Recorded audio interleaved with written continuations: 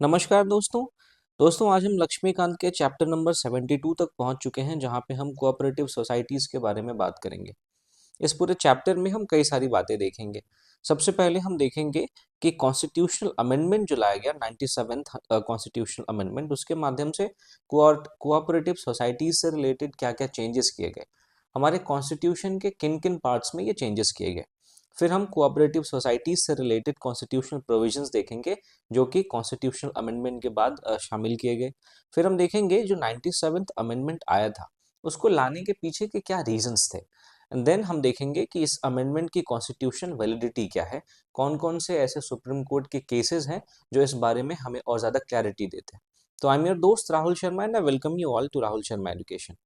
दोस्तों, सबसे पहले अगर हम कोऑपरेटिव सोसाइटीज़ की बात करें, तो कोऑपरेटिव सोसाइटीज़ जो है वो स्टेट लिस्ट का सब्जेक्ट है। मैंने आपको ऑलरेडी बताया हुआ है कि हमारे कॉन्स्टिट्यूशन के 7th शेड्यूल में 3 टाइप के आपको लिस्ट देखने को मिलेंगे: स्टेट लिस्ट, सेंट्रल लिस्ट और तीसरा लिस्ट है कॉन्करेंट लिस्ट। स्टेट लिस्ट के ऊपर केवल स्टेट्स कानून बना सकता है। हालांकि 5 ऐसे सर्कमस्टांसेस हैं जिसमें कि पार्लियामेंट चाहे तो वो स्टेट लिस्ट के सब्जेक्ट्स पे कानून बना सकती है। सेंट्रल लिस्ट के ऊपर पार्लियामेंट कानून बना सकता है, ठीक है, सेंटर कानून बना सकता है। और कॉन्करेंट लिस्ट के ऊपर आप देखेंगे स्टेट और सेंटर ये दोनों मिलके कानून बना सकते हैं। लेकिन जब भी किसी स्टेट और सेंटर के कानून के बीच में कॉन्फ्लिक्ट होगा, तो हमेशा जो सेंट्रल का कानून है वो प्रिवेल करेगा। तो ये मैंने आपको ऑलरेडी बता दिया है। और जो कोऑपरेटिव सोसाइटीज़ हैं वो स्टेट लिस्ट का सब्जेक्ट है। इसका मतलब ये है कि कोऑपरेटिव सोसाइटीज से रिलेटेड अगर कोई एक्ट बनाया जाएगा, तो वो स्टेट गवर्नमेंट के द्वारा बनाया जाएगा, स्टेट लेजिस्लेचर के द्वारा बनाया जाएगा। तो कॉन्स्टिट्यूशनल अमेंडमेंट, सबसे पहले अगर हम कोऑपरेटिव सोसाइटीज से रिलेटेड बात करें, तो 97th कॉन्स्टिट्यूशनल अमेंडमेंट एक्ट 2011 ने कोऑपरेटिव सोसाइटीज को एक कॉन्स्टिट्यूशनल स्टेटस दिया, ताकि इनका प्रोटेक्शन किया जा सके। ठीक है। अब इस अमेंडमेंट के माध्यम से हमारे कॉन्स्टिट्यूशन में 3 चेंजेस किए गए। सबसे पहले तो जो आर्टिकल 19 के अंदर कोऑपरेटिव सोसाइटीज बनाने का राइट था, उसको फंडामेंटल राइट डिक्लेयर किया गया। अगर हम स्पेसिफिक बात करें तो आर्टिकल 19 1C आर्टिकल है जिसमें कोऑपरेटिव सोसाइटीज फॉर्म करने की बात है। तो ये जो हमारा राइट है, इसको फंडामेंटल राइट बना दिया गया। इसके अलावा आप देखेंगे डीपीएसपी में एक नया आर्टिकल आर्टिकल 43B डिक्लेयर किया गया, जिसमें स्टेट के ऊपर इस बात का डायरेक्टिव बताया गया, स्टेट को ये डायरेक्टिव दिया गया कि वो कोऑपरेटिव सोसाइटीज के फॉर्मेशन को और ज़्यादा इनकरेज करें। और साथ ही साथ हमारे कॉन्स्टिट्यूशन में एक नया पार्ट ऐड किया गया जिसे हम 9B के नाम से जानते हैं। आप मुझे कमेंट सेक्शन में ज़रूर बताइए कि पार्ट 9A जो है उसमें किस बात की चर्चा है। तो ये दोस्तों कॉन्स्टिट्यूशन अमेंडमेंट था। अब इस अमेंडमेंट के माध्यम से हमारे कॉन्स्टिट्यूशन में कई सारे प्रोविजंस को इंक्लूड किया गया, और ये सारे प्रोविजंस आपको हमारे कॉन्स्टिट्यूशन के पार्ट 9B में देखने को मिलेंगे। तो पार्ट 9B में कौन कौन से प्रोविजंस हैं, आइए इसके बारे में देखते हैं। सबसे पहले कोऑपरेटिव सोसाइटीज के इनकॉर्पोरेशन की बात की गई है।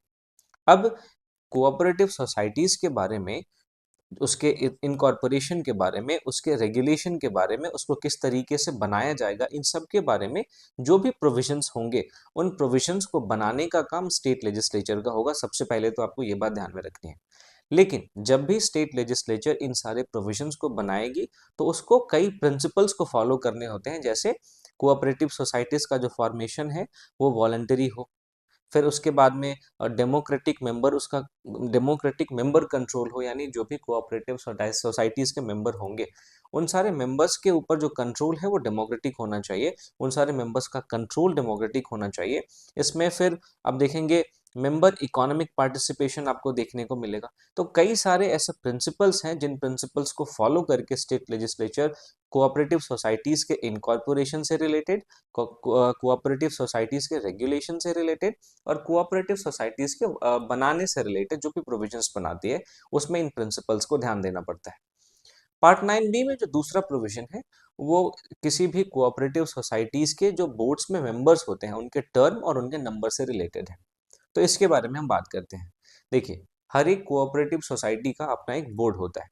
उस बोर्ड में कुछ डायरेक्टर्स होते हैं। तो किसी भी कोऑपरेटिव सोसाइटी में कितने नंबर ऑफ डायरेक्टर्स होंगे, ये स्टेट लेजिस्लेचर बताएगा। लेकिन ये सारे डायरेक्टर्स का जो नंबर है वो 21 से ज़्यादा नहीं हो सकते। यानी हमारे देश में जितनी भी कोऑपरेटिव सोसाइटीज़ हैं, उनमें मैक्सिमम नंबर ऑफ जो डायरेक्टर्स हैं वो 21 हो सकते हैं, उससे ज़्यादा नहीं हो सकते। दूसरी चीज़ जो आपको इसमें ध्यान में रखनी है कि अगर किसी कोऑपरेटिव सोसाइटी में एससी या एसटी कम्युनिटी के मेंबर हैं, यानी शेड्यूल्ड कास्ट या शेड्यूल्ड ट्राइब कम्युनिटी के मेंबर हैं, या फिर उनके डायरेक्टर्स में अगर विमेन हैं, तो एससी एसटी कम्युनिटी के लिए 1 सीट का रिजर्वेशन और विमेन के लिए 2 सीट का रिजर्वेशन प्रोवाइड करने का काम स्टेट करेगा। ठीक बात है। इसके अलावा जो भी इलेक्टेड मेंबर्स हैं बोर्ड के, उनका टर्म जो है वो 5 साल का होगा। और फिर स्टेट जो है वो कुछ को ऑप्टेड मेंबर्स के लिए भी प्रोविजंस बना सकता है, जिनको अलग अलग सेक्टर में एक्सपीरियंस है, और उनको कोऑपरेटिव सोसाइटीज़ के बोर्ड्स में शामिल कर सकता है, ताकि उस कोऑपरेटिव सोसाइटी का जो भी काम है वो बहुत ही एफिशिएंटली हो सके। उस कोऑपरेटिव सोसाइटी के जो काम है उसमें एक एफिशिएंसी लाई जा सके और उस कोऑपरेटिव सोसाइटी को और ज़्यादा अच्छे तरीके से बढ़ाया जा सके। अब ये जो मेंबर्स हैं वो कई तरीके के सेक्टर्स में आप देखेंगे कि अपना एक्सपीरियंस रख सकते हैं, और इन को ऑप्टेड मेंबर्स की जो संख्या है वो 2 से ज़्यादा नहीं हो सकती। ठीक बात है। आपको मैंने बताया जो मैक्सिमम नंबर ऑफ डायरेक्टर्स होंगे किसी भी कोऑपरेटिव सोसाइटी के बोर्ड में वो होंगे 21। उसमें फिर इसके अलावा जो स्टेट है वो कुछ को ऑप्टेड मेंबर को भी स्टेट कोऑपरेटिव सोसाइटीज में शामिल कर सकती है, और ये जो को ऑप्टेड मेंबर है ये मैक्सिमम 2 हो सकते हैं, इससे ज़्यादा नहीं हो सकते। तो ये कुछ बातें थी जो आपके किसी भी स्टेट कोऑपरेटिव जो सोसाइटीज होती हैं उनके बोर्ड्स के मेंबर्स के बारे में और उनके नंबर के बारे में आपको मैंने बताई। तीसरी चीज जो हमारे पार्ट 9B में बताई गई है वो है बोर्ड मेंबर के इलेक्शन के बारे में। अब किसी भी बोर्ड मेंबर का जो इलेक्शन होगा वो उनका जो टर्म है 5 साल, उस 5 ईयर के एक्सपायरी के पहले होगा इलेक्शन। और इस इलेक्शन का जो सुपरिटेंडेंट है वो आप देखेंगे किसी एक ऐसी बॉडी के द्वारा की जाएगी जिस बॉडी के बारे में स्टेट लेजिस्लेचर बताता है। अगर स्टेट लेजिस्लेचर ने किसी बॉडी का फॉर्मेशन किया है जो कि किसी भी कोऑपरेटिव सोसाइटी के बोर्ड के मेंबर के इलेक्शन को सुपरवाइज करती है, तो ऐसे मामले में अब ये जो बॉडी है वो अब देखेंगे कि स्टेट लेजिस्लेचर के द्वारा किए गए काम को करती है, और ये जो इलेक्शन होता है वो एक्सपायरी ऑफ टर्म के पहले होता है। ठीक बात है। अब इसके बाद एक सुपर सेशन और सस्पेंशन ऑफ बोर्ड का भी प्रोविजन हमारे कॉन्स्टिट्यूशन के पार्ट 9B में ऐड किया गया है। इसमें ये कहा गया है कि किसी भी बोर्ड को सुपरसीड और सस्पेंड नहीं किया जा सकता और 6 महीने से ज़्यादा के लिए। मीन्स कि अगर कोई कोऑपरेटिव सोसाइटीज़ का बोर्ड है तो उसके जो भी मेंबर्स हैं उसके मेंबर्स का सस्पेंशन या उसका उस बोर्ड का सस्पेंशन या उस बोर्ड को सुपरसीड मैक्सिमम 6 महीने तक किया जा सकता है। उससे ज़्यादा समय के लिए उस बोर्ड के मेंबर्स को या उस बोर्ड को सस्पेंड नहीं किया जा सकता। ठीक बात है। अब कई सारे ऐसे ग्राउंड्स हैं जिनके बेस पे किसी भी कोऑपरेटिव सोसाइटी के बोर्ड के मेंबर्स को या बोर्ड को सस्पेंड किया जाता है। जैसे अगर किसी कोऑपरेटिव सोसाइटी के द्वारा परसिस्टेंट डिफॉल्ट किया गया हो, बार बार जानबूझ के वो डिफॉल्ट करते हो, या फिर उनके परफॉर्मेंस में नेग्लिजेंस हो, जो भी उनकी ड्यूटीज़ है उनको परफॉर्म करने में वो नेग्लिजेंस शो करते हो, तो ऐसे कोऑपरेटिव सोसाइटीज़ के बोर्ड्स को सस्पेंड किया जा सकता है, उनको सुपरसीड किया जा सकता है। लेकिन ये जो सुपर सीड किया जाएगा या सस्पेंड किया जाएगा वो मैक्सिमम 6 मंथ्स के लिए। उसके अलावा जब जैसे ही 6 मंथ से ज़्यादा होंगे तो फिर नए बोर्ड्स का इलेक्शन करवाया जाएगा। ठीक बात है। अब यहाँ पे आपको एक चीज़ और ध्यान में रखनी है कि अगर किसी भी कोऑपरेटिव सोसाइटी में गवर्नमेंट का कोई भी शेयर होल्डिंग नहीं है, या उस कोऑपरेटिव सोसाइटी को गवर्नमेंट ने कोई भी लोन नहीं दिया है या कोई भी फाइनेंशियल असिस्टेंस नहीं दिया है, तो उस कोऑपरेटिव सोसाइटी के बोर्ड को सुपरसीड या सस्पेंड नहीं किया जा सकता। ठीक बात है। चलिए, पार्ट 9B में जो अगला प्रोविजन है वो है कोऑपरेटिव सोसाइटीज के अकाउंट्स के ऑडिटिंग से रिलेटेड। तो हर एक कोऑपरेटिव सोसाइटी का अपना एक अकाउंट होता है, और उस अकाउंट की ऑडिटिंग जो होती है वो हर एक फाइनेंशियल ईयर में कम से कम एक बार तो होती है। उसके बाद every cooperative society shall be audited by an auditor और auditing firm appointed by state government. किसी भी कोऑपरेटिव सोसाइटी का जो अकाउंट का ऑडिटिंग होता है वो किस ऑडिटर या किस ऑडिटिंग फर्म के द्वारा किया जाएगा, इस चीज को अपॉइंट करने का काम स्टेट गवर्नमेंट करता है। ठीक है। इसके अलावा आप देखेंगे the accounts of every cooperative society shall be audited within 6 months of the close of the financial year। यानी किसी भी फाइनेंशियल ईयर के खत्म होने के 6 महीने के अंदर हर एक कोऑपरेटिव सोसाइटी के अकाउंट्स की ऑडिटिंग होना जरूरी है। और फिर पार्ट 9 बी में कुछ रिटर्न्स के बारे में भी बात की गई है। इसमें कहा गया है कि एवरी कोऑपरेटिव सोसाइटी, जितनी भी उस स्टेट के अंदर कोऑपरेटिव सोसाइटी है, वो रिटर्न्स फाइल करेंगी with in 6 months of the close of every financial year. यानी हर एक फाइनेंशियल ईयर के खत्म होने के 6 महीने के अंदर वो कोई भी रिटर्न फाइल करेगी। और ये जो रिटर्न फाइल करने का प्रोसेस है वो उस अथॉरिटी को किया जाएगा जो कि स्टेट गवर्नमेंट ने डिजिग्नेट किया है। यानी जिस अथॉरिटी को स्टेट गवर्नमेंट ने बताया है कि इस अथॉरिटी के पास आप अपना रिटर्न्स फाइल कर सकते हैं, हर एक कोऑपरेटिव सोसाइटी को हर एक फाइनेंशियल ईयर के खत्म होने के 6 महीने के अंदर अपना रिटर्न उस अथॉरिटी को फाइल करना पड़ेगा। फिर पार्ट 9 बी में कुछ ऑफेंस और पेनल्टीज के बारे में भी चर्चा है, क्योंकि इस पेनल्टीज और ऑफेंसेस के बारे में स्टेट लेजिस्लेचर प्रोविजन बना सकता है। जैसे अगर किसी कोऑपरेटिव सोसाइटी ने मान लीजिए कोई फॉल्स रिटर्न फाइल कर दिया, या फिर किसी कोऑपरेटिव सोसाइटी के एम्प्लॉयर ने एक जो भी उसको पे करना था उसको पे करने में वो फेल हो जाता है, तो ऐसे केसेस में उस पे पेनल्टीज जो है वो क्या होंगी, इसके बारे में स्टेट लेजिस्लेचर प्रोविजन बना सकता है। ठीक है। फिर इसके बाद पार्ट 9 बी में एक और बात की चर्चा है कि जो मल्टी स्टेट कोऑपरेटिव सोसाइटीज होती हैं उनका एप्लीकेशन किस तरीके से होगा। तो पार्ट 9 बी कहता है कि जो पार्ट 9 बी के जितने भी प्रोविजंस हैं वो मल्टी स्टेट कोऑपरेटिव सोसाइटीज के ऊपर भी अप्लाई होगी। हालांकि उसमें जिन भी दो अलग अलग स्टेट्स में वो कोऑपरेटिव सोसाइटी काम करती है उसके हिसाब से मॉडिफिकेशंस स्टेट लेजिस्लेचर कर सकता है। ठीक है। इसके अलावा जो यूनियन टेरिटरीज में कोऑपरेटिव सोसाइटीज का एप्लीकेशन कैसे होगा, इसके बारे में भी पार्ट 9 बी हमें बताता है। और ये पार्ट कहता है कि पार्ट 9 बी के जो प्रोविजंस हैं वो यूनियन टेरिटरीज में भी अप्लाई होंगे, लेकिन प्रेसिडेंट अगर चाहे तो इस पार्ट के जो भी प्रोविजंस हैं उसको उस यूनियन टेरिटरी में या तो अप्लाई करने से मना करवा सकता है या फिर मॉडिफिकेशंस के साथ अप्लाई करवा सकता है। तो ये कुछ बातें थी जो हमारे कॉन्स्टिट्यूशन के जो पार्ट 9 बी है, जिसको कि 97th कॉन्स्टिट्यूशनल अमेंडमेंट एक्ट 2011 के माध्यम से हमारे कॉन्स्टिट्यूशन में शामिल किया गया, उसमें लिखी हुई है। अब आखिरकार 97th अमेंडमेंट को लाने की जरूरत क्यों पड़ी, इस बात को हमें समझने की जरूरत है। तो इसको हम इन पॉइंट्स के माध्यम से समझने की कोशिश करेंगे। तो सबसे पहले आप देखिए कि कोऑपरेटिव सोसाइटीज में बहुत ज्यादा पुअर गवर्नेंस हमें देखने को मिल रहा था, उसमें बहुत ज्यादा करप्शन देखने को मिल रहा था, क्योंकि इन सारी सोसाइटीज में हमें पॉलिटिकल इंटरफेरेंस देखने को मिल रहा था। जो इसका मैनेजमेंट था वो बहुत वीक था। तो इन सारी जरूरतों के मद्देनजर हम देखते हैं कि हमें 97th कॉन्स्टिट्यूशनल अमेंडमेंट लाके इसे एक कॉन्स्टिट्यूशनल स्टेटस देने की जरूरत पड़ गई, क्योंकि जब भी किसी इंस्टीट्यूशन को कॉन्स्टिट्यूशनल स्टेटस दिया जाता है तो उसकी जो रिस्पॉन्सिबिलिटी होती है, उसकी जो उसका अपना जो क्रेडिट होता है उसको बनाए रखने के लिए सरकार उस पर थोड़ा ज्यादा फोकस करती है। ठीक बात है। दूसरा जो रीजन था जिसकी वजह से हमने इस 97th अमेंडमेंट को लाया वो ये था कि हमारे देश में कोऑपरेटिव के ट्रांसपेरेंट फंक्शनिंग के लिए, उनमें डेमोक्रेटिक तरीके से फंक्शनिंग हो, उनमें ऑटोनोमस तरीके से फंक्शनिंग हो, इस बात को इंश्योर करने के लिए इसे एक कॉन्स्टिट्यूशनल स्टेटस दिया। और इस सोसाइटी से रिलेटेड कई सारे चेंजेस हमने पार्ट 9 बी में शामिल किए। ठीक है। तो दूसरा तो रीजन ये रहा। तीसरा रीजन आप देखेंगे, to recognize forming cooperatives as a fundamental right under article 19(1)(c)।